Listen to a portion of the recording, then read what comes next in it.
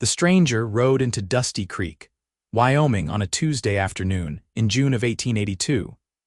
His horse kicking up clouds of amber dust that settled on the wooden storefronts like a fine layer of powdered sugar. And Eleanor Hartwell watched him from behind the counter of her father's general store, wondering why a man who claimed to have nothing always rode with such careful purpose.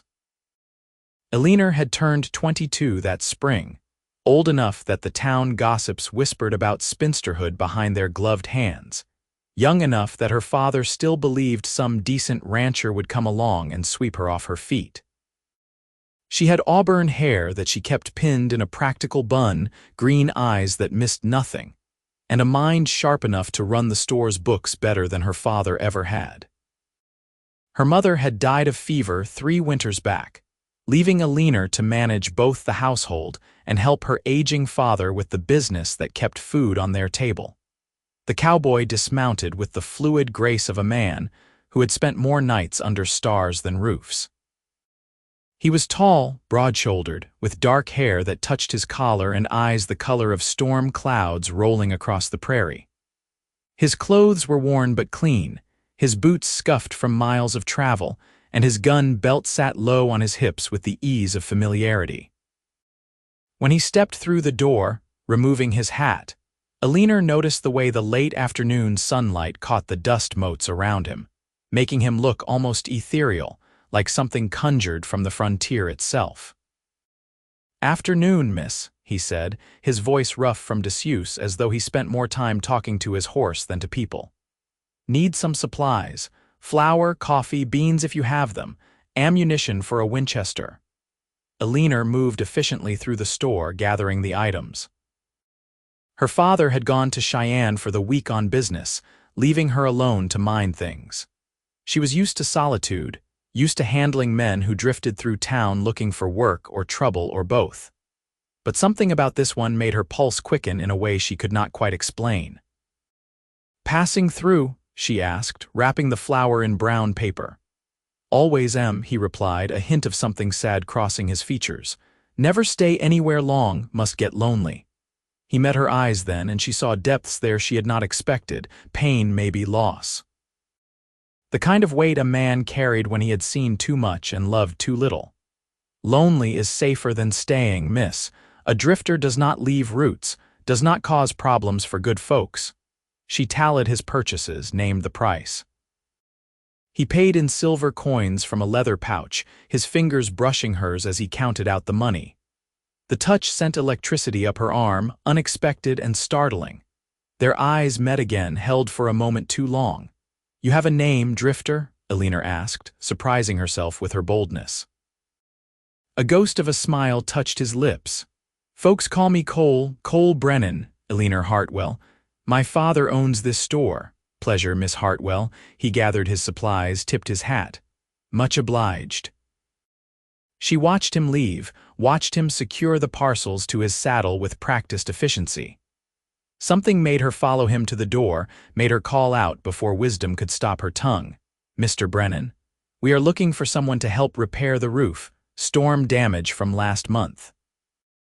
If you are staying in town a few days, the work pays fair and includes meals." He turned, studied her with those storm cloud eyes. She could see him weighing options, measuring risks. Finally, he nodded slowly. "Reckon I could stay a day or two, horse could use the rest." That was how it started. Cole Brennan, the man who claimed to be just a drifter, ended up boarding in the small room above the livery stable and taking his meals at the Hartwell house behind the store. Eleanor cooked for him, hearty meals of beef stew and cornbread, fried chicken and potatoes, apple pie made from her mother's recipe. He ate with the hunger of a man unaccustomed to such comforts, always thanking her with genuine gratitude that made her heart twist. He worked on the roof through the heat of late June, his shirt clinging to his back with sweat, muscles moving beneath sun-bronzed skin as he hammered new shingles into place. Eleanor found excuses to bring him water, lemonade, fresh baked biscuits. Found excuses to talk to him during the long prairie twilights when the work was done, and the world turned amber and gold. She learned he had grown up in Missouri, that his family had died during the war when he was barely 15. That he had drifted west, working ranches and rail lines, never settling because settling meant vulnerability, meant opening yourself to loss. He spoke carefully, as though words cost money he did not have, but when he did speak, she heard truth in every syllable. "You ever think about stopping?" she asked one evening as they sat on the porch behind the store, watching fireflies dance in the gathering darkness. Finding a place to call home, Cole was quiet for a long moment, rolling a cigarette between his fingers but not lighting it. "Home is for people who deserve it, Eleanor. People who have not done things they regret. We all have regrets, not like mine." His voice went hard, distant. "I have blood on my hands, not innocent blood, but blood all the same. Man like me, he keeps moving so that past does not catch up." She wanted to ask more, wanted to understand the shadows that haunted him, but the walls had gone up in his eyes. Instead, she changed the subject, told him stories about growing up in Dusty Creek, about her mother's kindness and her father's stubborn pride. Made him laugh with tales of mishaps at the store, of the time old Mrs. Henderson's rooster had gotten loose and terrorized customers for an entire afternoon. When he laughed, truly laughed, his whole face transformed. The hardness fell away, revealing someone younger, someone who might have been carefree in another life. Eleanor found herself wanting to make that happen more often, wanting to chase away his ghosts with light. The days stretched into a week, then two. The roof was finished, but Cole found other work around town. He helped the blacksmith shoe horses, assisted the undertaker in building a new fence, worked for the widow Patterson hauling water for her garden. He never asked for charity, always earned his keep, but Eleanor noticed he was not leaving. Was not riding away on that dusty road like he claimed drifters always did. Her father returned from Cheyenne with a wagon load of goods and an appraising eye for the stranger who had made himself useful around town. Thomas Hartwell was a practical man, shrewd in business and protective of his only daughter, but he saw how Eleanor's eyes followed Cole, saw how the cowboy's gaze sought her out in any room they shared. He said nothing directly, but his silence spoke volumes. It was on a Wednesday morning in early July when everything changed. Eleanor had gone to the livery stable to fetch Cole for breakfast, climbing the narrow stairs to the room above where he stayed. She knocked, received no answer, knocked again. When concern overrode propriety, she pushed open the door. The room was Spartan as she had expected. A narrow bed neatly made, a washstand with a chipped basin, Cole's saddlebags hanging from a peg on the wall, but something had fallen, spilled across the floor, and Eleanor froze in the doorway. Gold dust, a cascade of it, glittering in the morning sunlight that streamed through the small window, and beside it, partially unrolled, a document with official seals and careful script. A land deed. Eleanor's heart hammered against her ribs. She should leave, should respect his privacy, but her feet carried her forward as though pulled by invisible strings. She knelt, careful not to disturb the gold dust, and lifted the edge of the document. The deed was for 320 acres in the Montana Territory, rich grassland near the Yellowstone River. Granted to Cole Michael Brennan by right of homestead claim, dated April 1881, over a year ago. Her mind spun. If he owned land, good land from what she could see described, why was he drifting? Why was he living in a stable room and taking odd jobs for pennies? Eleanor. His voice from the doorway made her jump. She turned, still kneeling, guilt and curiosity warring on her face. Cole stood there, frozen, his expression a complicated mix of anger, fear, and something that looked almost like grief. "I did not mean to pry," she said quickly, standing. "Something had fallen, I saw it from the door, and I just wanted to make sure nothing was wrong." He crossed the room in 3 strides, began gathering the gold dust back into its leather pouch with shaking hands. The vulnerability in that trembling undid something in Eleanor's chest. This was not anger at invasion of privacy.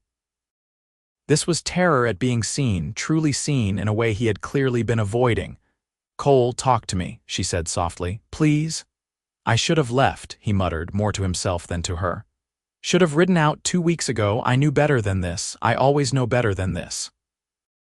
Better than what? Having friends? Having a place people want you to stay? He looked up at her then, and the raw pain in his eyes nearly staggered her. Better than lying to you, better than letting you think I am something I am not. What are you lying about? You own land, Cole, good land. You have gold enough to start a real life somewhere. Why are you pretending to be a penniless drifter? He stood, the pouch clutched in his white-knuckled fist, and turned away from her. When he spoke, his voice was hollow.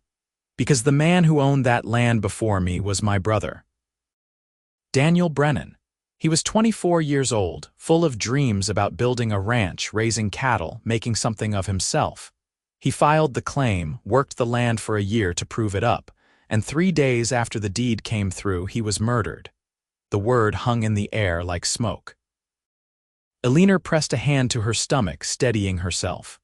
Cole, I am so sorry. I was working a rail line in Wyoming when I got word, rode to Montana fast as I could, but I was too late, found him in the cabin he had built with his own 2 hands. 3 men had come through, claimed jumpers who wanted the land for themselves. They did not know the deed was already signed, already legal. They killed him for nothing. Tears blurred Eleanor's vision. What happened to them? Cole's jaw tightened. I tracked them. Took me 4 months, but I found all 3. 2 are in prison. The 3rd resisted arrest. He paused, and she understood what he was not saying. The territorial marshal ruled it self-defense, but that does not change what I did. Does not change that I took a life, even if the law said it was justified. You avenged your brother. You brought killers to justice. I became what I hated. He finally turned to face her, and his eyes were red-rimmed. Daniel was good, Eleanor, pure good. He never hurt anyone, always saw the best in people. And I am the opposite. I am the man who can track, who can kill when necessary, who has darkness inside. That land should have been his legacy. His dream. I cannot just step into it and pretend I deserve what he worked for. Eleanor crossed to him, reached out, and took his hands in hers, the gold dust pouch pressed between their palms. You are not dark, Cole Brennan. You are hurting. There is a difference. You do not understand what I am capable of. I understand that you have been running from grief and guilt for over a year. I understand that you are punishing yourself for surviving when your brother did not. But Cole, he would not want this for you. He would not want you drifting, pretending you have nothing, denying yourself the very future he dreamed of. His control cracked then. She saw it happen, saw the careful walls he had built come crashing down. A sound escaped him, something between a gasp and a sob, and then he was pulling her close, burying his face in her hair. His body shook with the force of grief finally released, and Eleanor held him. This strong man who had tried so hard to be stone let him break apart in the safety of her arms. They stayed that way until the morning sun climbed higher, until the sound of wagons in the street below reminded them the world continued turning. When Cole finally pulled back, his eyes were clearer, as though tears had washed away some ancient dust. I should take that land, he said quietly. Should honor Daniel by making something of it, but I am afraid, Eleanor, afraid I will fail him, afraid I do not know how to be anything but a drifter anymore. Then learn, she said simply, and maybe do not learn alone. His eyes searched hers, hope and fear mingling. What are you saying? I am saying that I was not looking for a drifter, Cole. I was not looking for anyone at all. But you rode into town and you stayed, and somewhere between fixing that roof and sitting on my porch watching fireflies, I started imagining futures I had stopped letting myself want.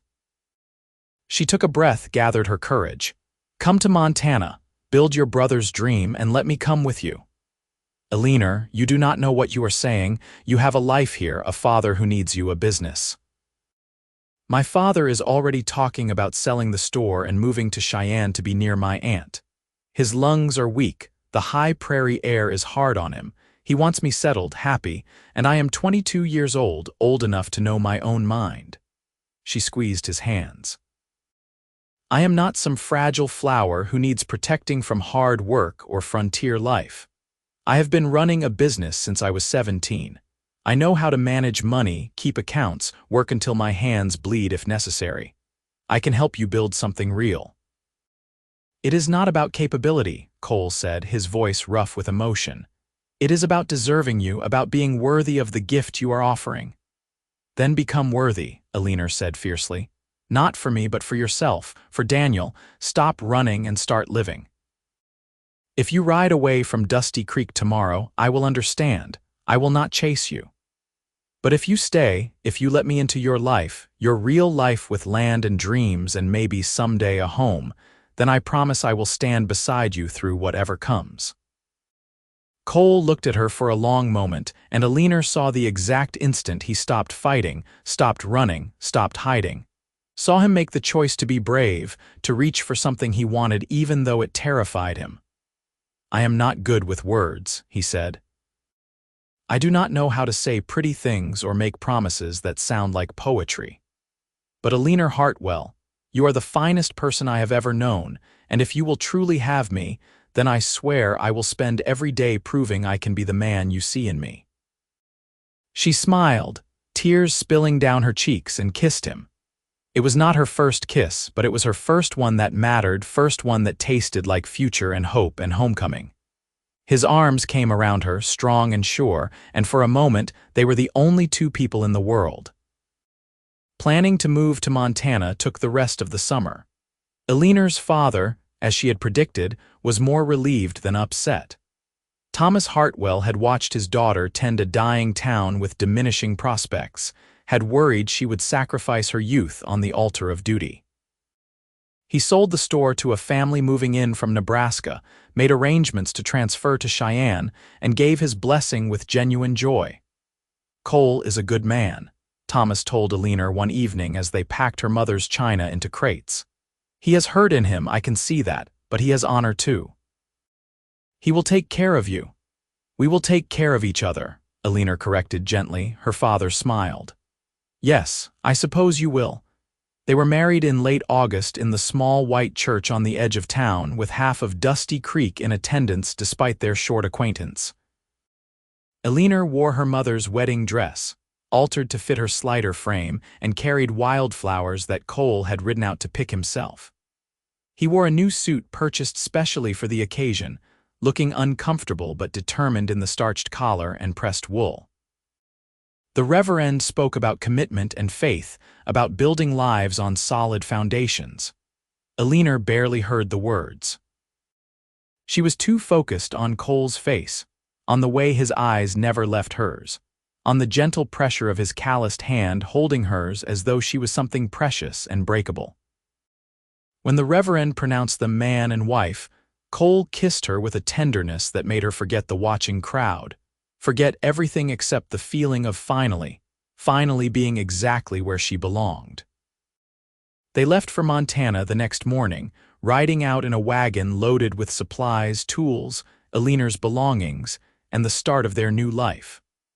Cole's horse was tied to the back, and Eleanor sat beside her husband on the bench seat, watching the sun rise over the endless prairie.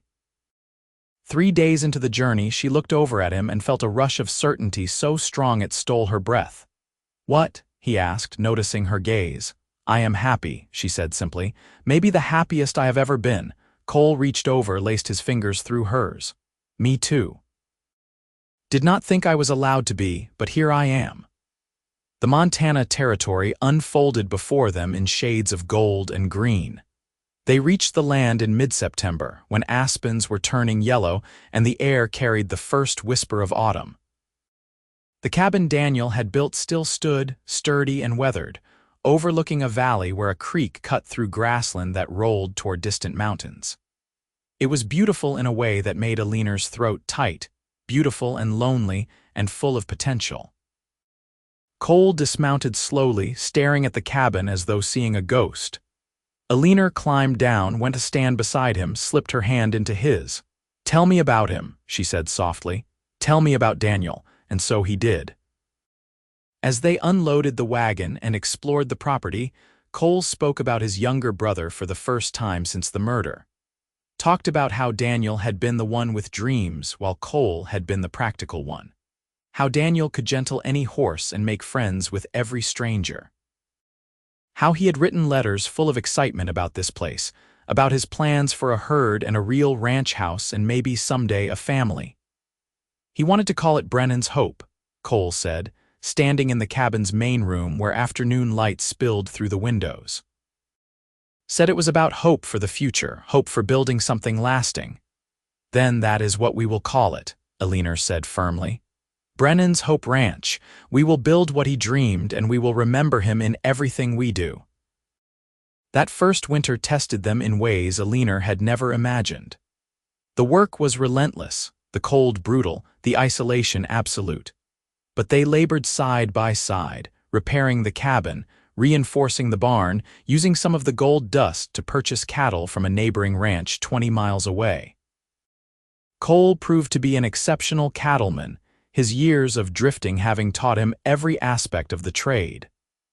Eleanor managed their finances, planned their purchases, learned to cook over the fireplace and wash clothes in the creek and tend animals in howling snowstorms. At night, they collapsed into bed exhausted, but before sleep claimed them, they talked. Cole told stories about his travels, about places he had seen and people he had met. Eleanor read aloud from the books she had brought, filling the cabin with poetry and adventure and romance. And slowly, gradually, Cole's nightmares became less frequent, his smiles came easier, his laughter sounded less rusty with disuse. By spring, they had 40 head of cattle, 3 horses, and plans to expand. The neighboring rancher, a weathered man named Jack Morrison with a wife and 6 children, proved to be a good friend and ally. He helped Cole understand the specific challenges of ranching in Montana, taught him how to read the weather and anticipate market prices. His wife, Sarah, became Eleanor's closest confidante, a woman who understood the peculiar loneliness and fierce pride of frontier life. "You two have something special," Sarah told Eleanor one afternoon as they worked together canning vegetables. "Jack and I, we love each other, do not mistake me. But we married practical for partnership and survival. You and Cole, you have fire between you. Hold on to that." Eleanor felt her cheeks warm, but she did not deny it. The physical aspect of their marriage had been a revelation. Cole was careful with her, attentive and passionate in equal measure, making her feel desired and cherished in ways she had never imagined possible. Their small cabin became a sanctuary where the outside world fell away, where they learned each other's bodies and hearts with equal devotion. In June, exactly a year after Cole had ridden into Dusty Creek, Eleanor realized her monthly courses had not come. She waited another week before telling Cole, wanting to be certain, but when she finally spoke the words over breakfast one morning, his reaction was everything she could have hoped. He went completely still, his coffee cup frozen halfway to his lips. "A baby," he repeated as though testing the word. "Eleanor, truly," she nodded, sudden tears springing to her eyes.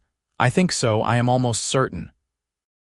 The cup clattered to the table as he stood, rounded it in 2 strides and pulled her up into his arms. He held her so tightly she could barely breathe, his face buried in her hair, and she felt dampness against her neck that told her he was crying. "I thought maybe I was not meant for this," he said, his voice breaking. "Thought maybe I had used up all my chances at something good, but it is more than I ever dared hope for. We are going to have a family, Cole, a real family. Your brother's dream is coming true." He pulled back, cupping her face in his work-roughened hands. "Daniel would have loved you, would have been so happy to know his land became a home with love and laughter and new life. Thank you, Eleanor. Thank you for giving me all of this." "We gave it to each other," she whispered, and kissed him in the morning sunlight. Their son was born in February of 1884, delivered by Sarah Morrison during a blizzard that buried the world in white. The labor was long and hard, and there were moments Eleanor thought she might not survive it, but when she heard that first thin wail and felt the warm weight of her baby against her chest, everything else fell away. Cole was beside her, his face streaked with tears, his hand trembling as he touched the downy dark hair on their son's head. "He is perfect," he breathed. Eleanor, he is absolutely perfect. Daniel, she said. His name is Daniel Cole Brennan. Cole's expression crumpled, but his smile was radiant. Daniel, he repeated, testing the name. Yes, that is exactly right. Little Daniel was a healthy baby with a powerful set of lungs and his father's storm-cloud eyes. Cole proved to be a devoted father, walking the cabin floor at night when the baby fussed, singing old trail songs in his rough voice, staring at his son with an expression of wonder that never quite faded.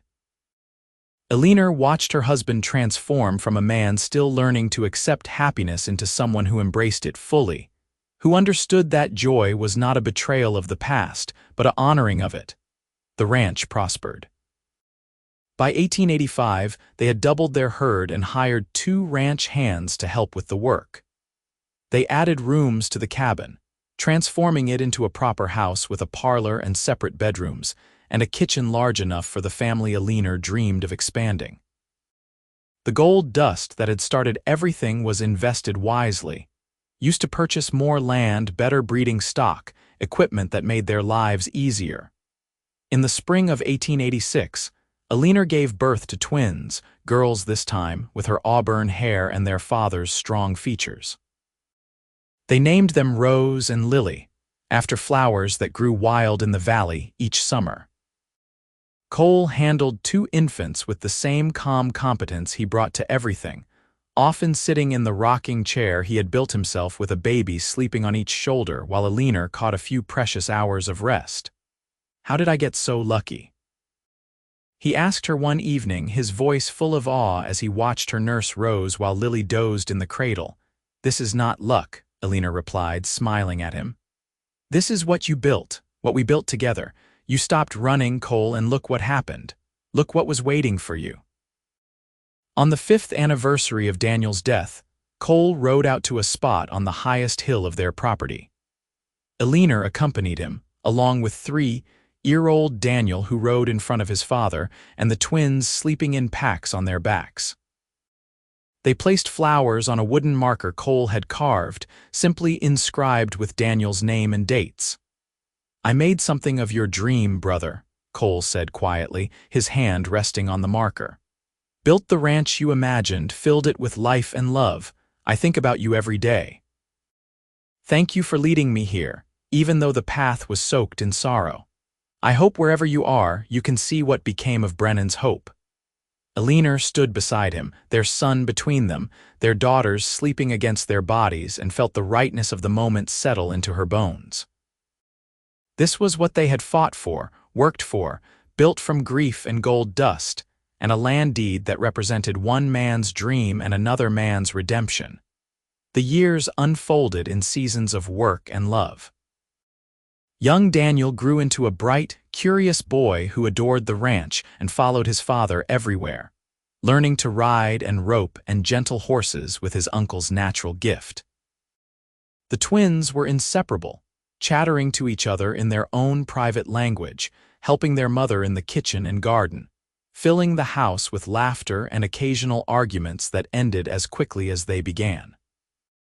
In 1889, Eleanor gave birth to their 4th child, another son they named Thomas after her father who had passed peacefully in Cheyenne the previous year. Cole was 31 now, his face weathered by sun and wind but his eyes clear, his smile coming easily.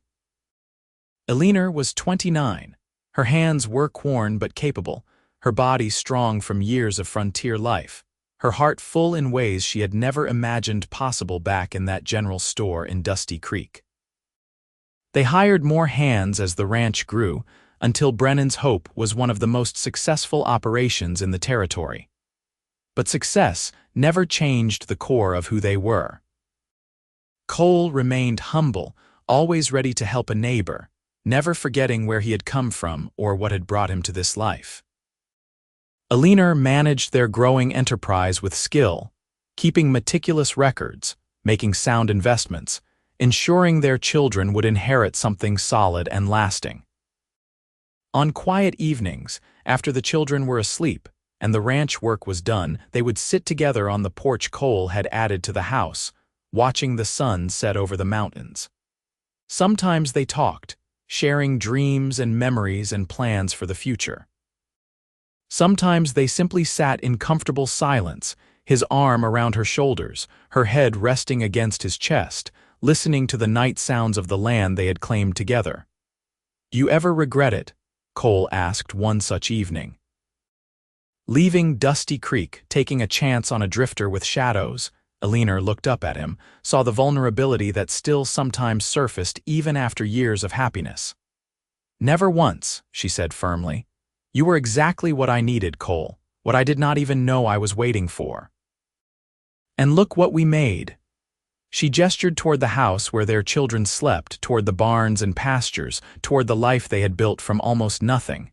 "This is real. This is ours." And it started because a drifter rode into town one June afternoon, and I was brave enough to look past the walls he had built. "And I was broken enough that you found the gold dust," Cole said with a wry smile. "Worst kept secret in my entire life, spilling evidence all over the floor." "Best accident that ever happened," Eleanor countered, "because it made you tell the truth, made you stop running and start living." He kissed her then, soft and sweet, tasting of coffee and the peppermint he liked to chew. "I love you, Eleanor Brennan. Every day I love you more than the day before. You saved me. We saved each other," she whispered against his lips. Their children grew as children do. Daniel Jr., called DJ by everyone on the ranch, developed his father's skill with horses and his mother's head for business. By the time he was 15, he was managing breeding records and helping negotiate contracts with buyers. The twins remained close, though their personalities diverged as they aged.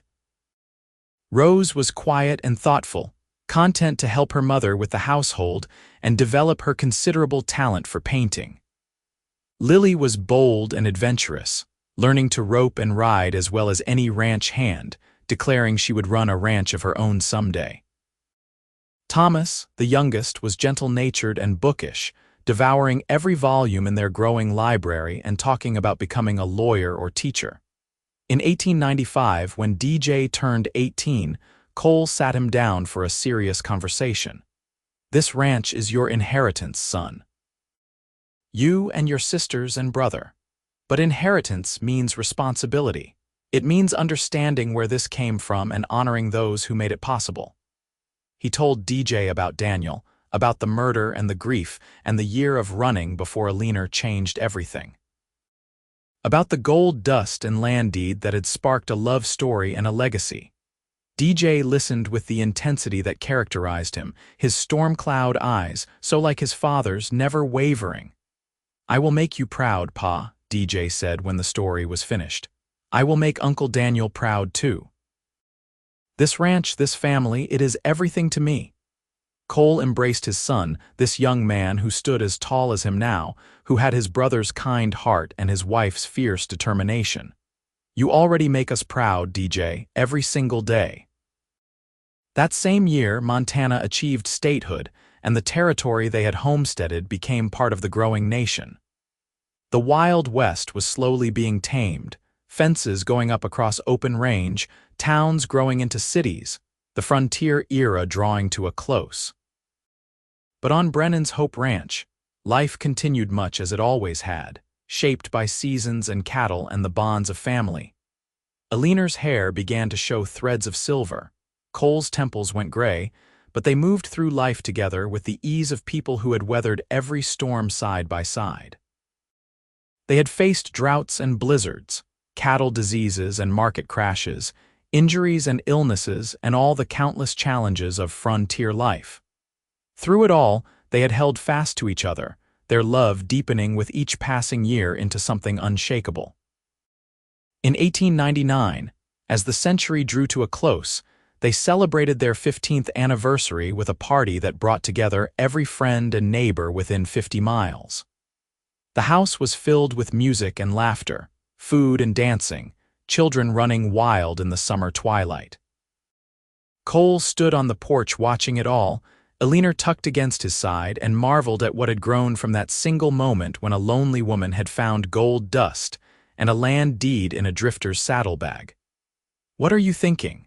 Eleanor asked, reading the contemplative expression on his face. "I am thinking about all the moments that had to align for this to happen," he said. "If Daniel had not filed that claim, if those men had not killed him, though God knows I wish that had never happened, if I had not spent a year drifting and ended up in Dusty Creek. If your father had not gone to Cheyenne that week, if I had not dropped that saddlebag and you had not been curious enough to look."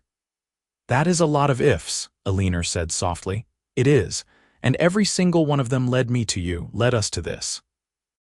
He turned to face her fully, cupped her face in his hands the way he had the first time he told her about Daniel. "I was just a drifter, Eleanor. I had nothing but grief and guilt and a piece of paper I thought I did not deserve. You saw something worth saving, something worth loving. You gave me everything. You gave me adventure," she countered. "You gave me purpose and partnership and a love I read about in books but never thought I would find. You gave me beautiful children and a home that is truly mine. We gave each other everything, Cole. That is how love works."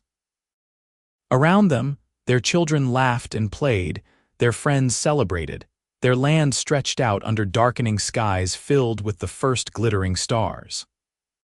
Inside the house, above the mantel, hung a framed document, the original land deed granted to Daniel Brennan, a reminder of where everything had begun and whose dream they honored every single day. As the party wound down and guests began leaving, as their children settled into beds and the house grew quiet, Cole and Eleanor stood together, looking out over the valley bathed in moonlight. 40 cattle had become 400. A single cabin had become a sprawling ranch house with barns and outbuildings and miles of fence. 2 broken people had become a family of 6, with ranch hands who were like extended family, with friendships that would last lifetimes. "You think he knows?" Cole asked quietly. "Daniel, wherever he is, do you think he knows what his dream became?" "I think he knows," Eleanor said with certainty. "And I think he is glad it was you who built it. His brother. His best friend, the man who loved him enough to avenge him and honor him and carry his memory forward." Cole pulled her close, breathing in the familiar scent of her hair, feeling her warmth against him. "I am going to love you until my last breath, Eleanor Brennan, and probably beyond that if the universe allows. Then I suppose we are both lucky," she said, smiling up at him. "Because I plan to do exactly the same." They went inside together, closed the door on the Montana night, and prepared for bed in the room they had shared for 15 years. As Eleanor brushed out her hair and Cole undressed by lamplight, they moved around each other with practiced ease, a dance they had perfected through repetition and love. When they finally lay down together, Eleanor's head on Cole's shoulder, his arm wrapped around her, they both felt the peace of people who had found their place in the world. The years continued their steady march. The children grew and eventually began making their own ways. DJ took over more of the ranch operations, courting a schoolteacher from town who loved the land as much as he did. Rose developed a reputation as a talented artist, selling paintings of Montana landscapes to buyers back east. Lily did indeed start her own small ranch on land her parents helped her purchase, proving she could manage it as well as any man. Thomas went to university in Helena, studied law as he had always wanted, but returned to Montana to practice, unable to imagine living anywhere else. Cole and Eleanor became grandparents, then grandparents many times over as their children built families of their own. The ranch house that had once seemed so spacious filled regularly with grandchildren who climbed over their grandfather and listened to their grandmother's stories. Cole taught them all to ride, to respect the land, to understand that legacy was not just about property, but about character. Eleanor taught them to read, to think critically, to be kind but never weak, to build lives they could be proud of. In the summer of 1912, 30 years after Cole had ridden into Dusty Creek, they stood together at the same marker on the hilltop where they had mourned Daniel so many years before. They were older now, both in their 50s, their children grown, their hair more silver than dark. But they still stood straight, still moved with purpose, still looked at each other with the same love that had sparked 3 decades earlier. 30 years, Cole said, his hand on the weathered marker. 3 decades of building what you dreamed, brother. I hope it was enough. I hope it made your death mean something. It did, Eleanor said softly. Look at what grew from that tragedy, Cole. 4 children, 11 grandchildren so far, a ranch that employs dozens of people, that feeds families and contributes to the community.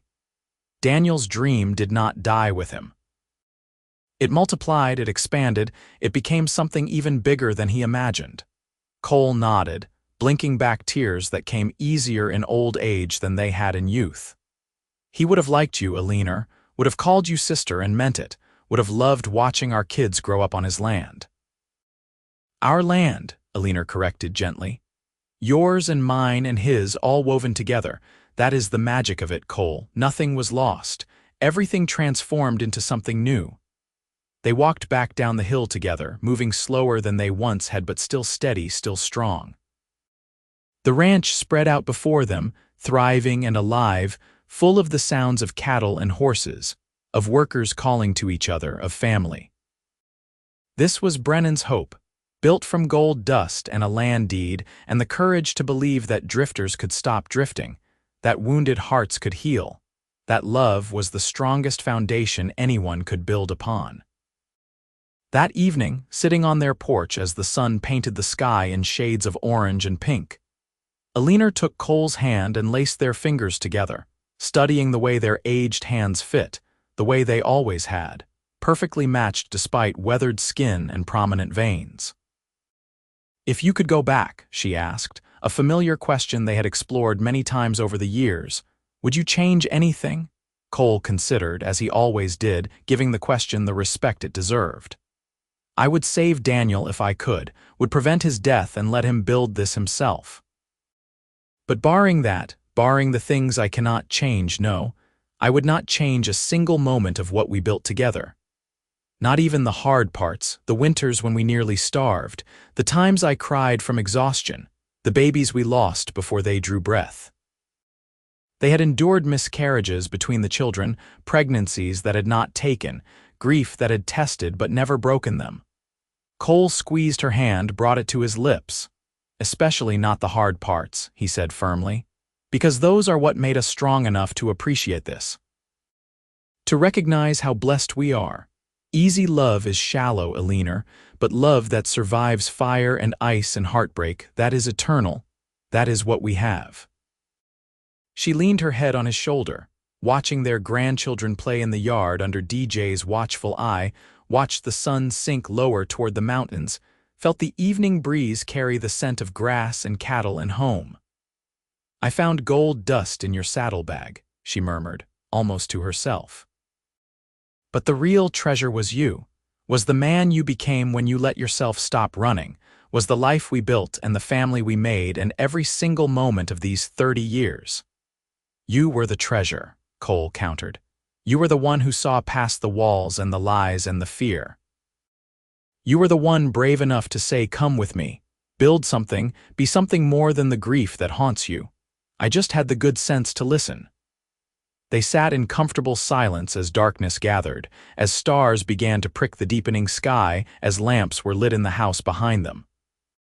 This was their legacy, not just the ranch or the money or the success, but this, the quiet peace of 2 people who had chosen each other every single day for 3 decades and would continue choosing each other for whatever time remained.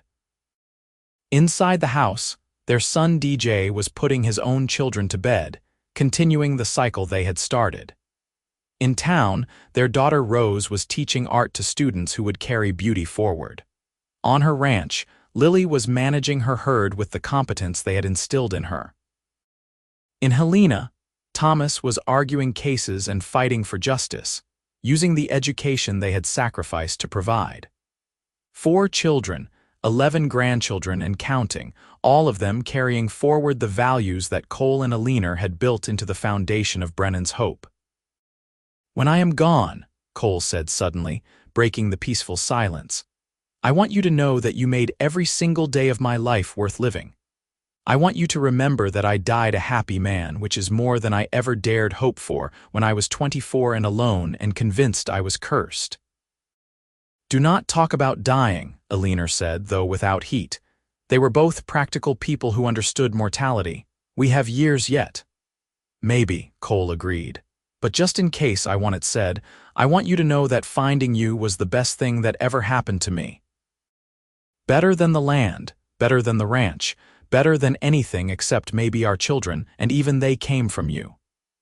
Everything good in my life traces back to that morning when you found my secrets spilled across a stable floor." Eleanor turned to look at him, studied his face in the gathering darkness. The face she had memorized over 30 years, every line and scar and weathered crease, every expression he made when happy or sad or surprised or in love. This face was home to her more than any building or piece of land could ever be. "And you showing up in Dusty Creek was the best thing that happened to me," she said. "I was wilting there, Cole, dying by inches without even knowing it. You gave me purpose and adventure and love beyond measure. So I suppose we are even. Two people who saved each other and built something extraordinary from the wreckage of our separate loneliness." Cole kissed her then, soft and lingering, a kiss that held 30 years of love and passion and partnership, a kiss that promised whatever years remained would be lived with the same devotion as the years already spent. When they finally pulled apart, both were smiling. "Come on, old drifter," Eleanor said, standing and pulling him up with her. "Let us go inside and count our blessings before bed." "Old drifter," Cole repeated with a laugh. "I have not drifted in 30 years, woman. I put down roots so deep they will probably grow through my coffin when I am gone." "Good," Eleanor said firmly. "That was always the plan. You, me, this land, forever. No more running, no more pretending to be something you are not. Just us building and loving and living until we cannot anymore." They went inside together, arms around each other, and moved through the evening routine they had perfected over decades. They checked on the ranch records, reviewed plans for the next day, made sure doors were locked and fires banked. When they finally climbed into bed, the same bed they had shared since moving to Montana, they held each other close and let sleep come naturally, secure in their love and their legacy. The stars wheeled overhead, marking time's passage. Seasons turned, children grew, the ranch thrived. Cole and Eleanor continued side by side, weathering age as they had weathered everything else together. They became the pillars of their community, the couple everyone pointed to as an example of true partnership, of love that lasted. Cole Brennan, who had once been just a drifter with nothing but grief and guilt, and a land deed he thought he did not deserve, lived to see his grandchildren become adults, his ranch become an institution, his brother's dream multiply far beyond anything Daniel could have imagined. He died at 73, peacefully in his sleep, with Eleanor's hand in his and their family surrounding them. Eleanor Hartwell Brennan, who had once stood behind a counter in a dying town watching life pass her by, outlived her husband by 8 years. She continued managing the ranch with DJ, continued painting with Rose, continued riding with Lily, continued reading with Thomas. She watched great-grandchildren born, saw Brennan's hope expand again, saw everything they had built continue growing and evolving. When she died at 81, surrounded by 4 generations of family, her last words were about gold dust and destiny and the cowboy who had claimed to be just a drifter but had become so much more. She was buried beside Cole on that hilltop overlooking the valley, beside the marker for Daniel, the 3 of them united in death as they had been in legacy. And Brennan's Hope Ranch continued, passing to DJ and then to his children, each generation adding their own chapters to a story that began with tragedy and gold dust and a land deed, but became something far greater, a testament to love's power to heal and transform and endure beyond any single lifetime. The tale was told and retold around fires and dinner tables, of how a drifter and a shopkeeper built an empire from nothing but courage and love, how finding someone's secrets led to discovering their soul, how roots planted deep enough can sustain generations yet unborn, forever honoring the dreams of those who came before.